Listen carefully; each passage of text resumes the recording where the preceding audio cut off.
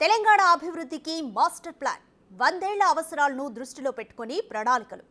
ఇది పారిశ్రామికవేత్తలకు సీఎం రేవంత్ రెడ్డి చెప్పిన మాట. పారిశ్రామికవేత్తలకు ప్రభుత్వం అండగా ఉంటుందని భరోసా ఇచ్చారు. అభివృద్ధిలో పార్టీలు భేషజాలు ఉండవంటూ ఫ్యూచర్ ప్లాన్స్ ను వివరించారు సీఎం రేవంత్ రెడ్డి. హైదరాబాద్ నగరానికి రావడానికి హైదరాబాద్ బెంగళూరు కావచ్చు, హైదరాబాద్ విజయవాడ కావచ్చు, హైదరాబాద్ నాగార్జున సాగర్ కావచ్చు, హైదరాబాద్ నాగ్పూర్ కావచ్చు, హైదరాబాద్ గుల్బర్గా కావచ్చు, హైదరాబాద్కి రావడానికి ఆల్మోస్ట్ ఒక 14 రేడియల్ రోడ్స్ ఉన్నాయి. ఈ రేడియల్ రోడ్స్ అన్నీ కూడా రీజనల్ రింగ్ రోడ్ని క్రాస్ చేసుకుంటూనే రావాలి. సో ఈ రేడియల్ రోడ్స్ నుంచి ఎయిర్పోర్ట్ నుంచి ఎక్కడికి వెళ్ళాలని కూడా hardly 1 hour.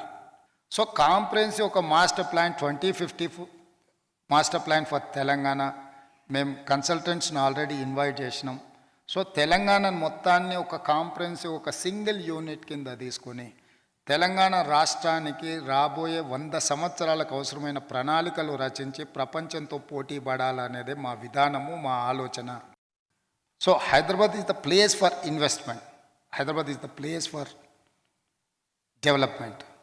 So my government is there to support investors and developers, whoever is going to invest in my state.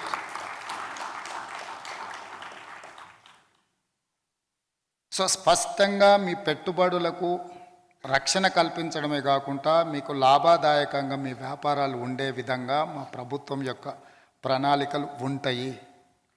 ఎవరు ఎలాంటి బేసిజాలు పెట్టుకోవాల్సిన అవసరం లేదు. గత ప్రభుత్వం మారింది, కొత్త ప్రభుత్వం వచ్చింది కాబట్టి విధానాలు పూర్తిగా మార్చేస్తారేమో, లేకపోతే గతంలో ఆఫ్ ఆఫ్ ద వేలో ఉన్న పర్మిషన్స్ ఏమైనా రాకుండా పోతాయేమో, లేదా గవర్నమెంట్ పాలసీస్ని అన్నిటిని కూడా రీరైట్ చేస్తారేమో, ఇట్లాంటి అపోహలకి తావు ఉండాల్సిన అవసరం లేదు.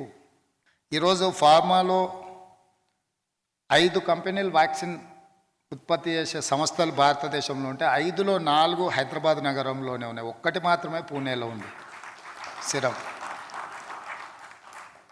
సో ఈరోజు ఐటీ ప్రోడక్ట్స్లో ఆల్మోస్ట్ మన దేశంలో ఉత్పత్తి అయ్యే దాంట్లో 33% మనం తెలంగాణ రాష్ట్రమే ఉత్పత్తి చేస్తుందంటే కూడా ఇది మనకు తెలంగాణ రాష్ట్రానికి ఒక గర్వకారణం.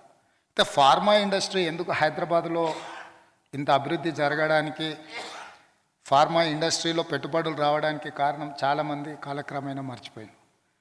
1965లోనే శ్రీమతి ఇందిరాగాంధీ గారు ఈ రాష్ట్రానికి హైదరాబాద్ నగరంలో ఐడిపిఎల్ సంస్థని ఇక్కడ కేంద్ర ప్రభుత్వం ఇవ్వడం వల్ల, ఇక్కడ ప్రారంభించడం వల్ల 65లో ప్రారంభించిన ఐడిపిఎల్లో చేసిన చాలామంది సైంటిస్టులు కావచ్చు, ఇతర ఉద్యోగస్తులు ఆ ఎక్స్పీరియన్స్తో బయటకు వచ్చి ఫార్మా ఇండస్ట్రీని స్టార్ట్ చేయడం వల్ల ఈరోజు దేశంలోనే ప్రపంచంతోనే ఫార్మా ఇండస్ట్రీలో మనం పోటీ పడగలిగినాము. చంద్రబాబు నాయుడు గారు గతంలో నేదురుమల్లి జనార్దన్ రెడ్డి గారు ముఖ్యమంత్రిగా, రాజీవ్ గాంధీ గారు ప్రధానమంత్రిగా ఉన్నప్పుడు మొట్టమొదట ఈ దేశానికి కంప్యూటర్ని పరిచయం చేసి హైదరాబాద్లో మాదాపూర్లో హైటెక్ సిటీకి మొట్టమొదట ఫౌండేషన్ స్టోన్ లే చేయడం జరిగింది 1993. ఆ తర్వాత కాలక్రమేణా అది ఆగిపోయినా మళ్ళీ చంద్రబాబు నాయుడు గారు వచ్చి ఐటీ ఇండస్ట్రీ మనకు ఎంప్లాయ్మెంట్తో పాటు ఈ రాష్ట్రం యొక్క ఎకానమీని నెక్స్ట్ లెవెల్కి తీసుకెళ్ళడానికి ఉపయోగపడుతుందని వారు ఆలోచన చేసి ప్రపంచ దేశాల్లో ఉన్న చాలా ఐటీ కంపెనీలను హైదరాబాద్ నగరానికి తీసుకురావడానికి ప్రయత్నం చేశారు.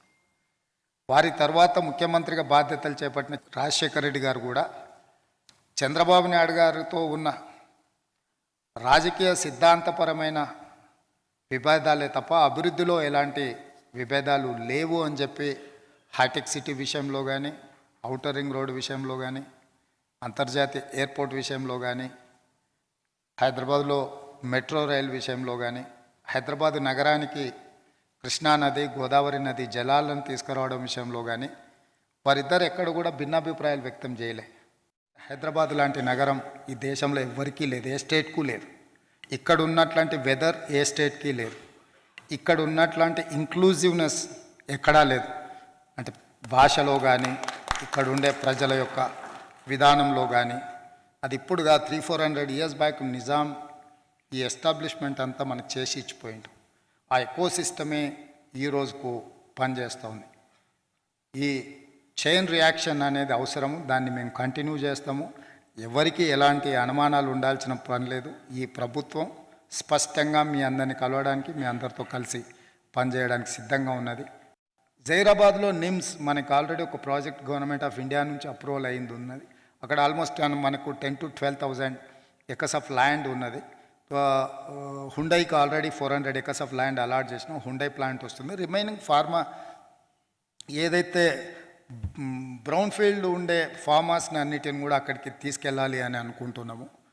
సో ఇట్లా ప్రణాళికాబద్ధంగా నెక్స్ట్ 100 yearsకి మనకి ఏం కావాలనో ఈరోజు మనం ప్లాన్ చేసుకుంటే మనకు ఉపయోగపడుతుంది.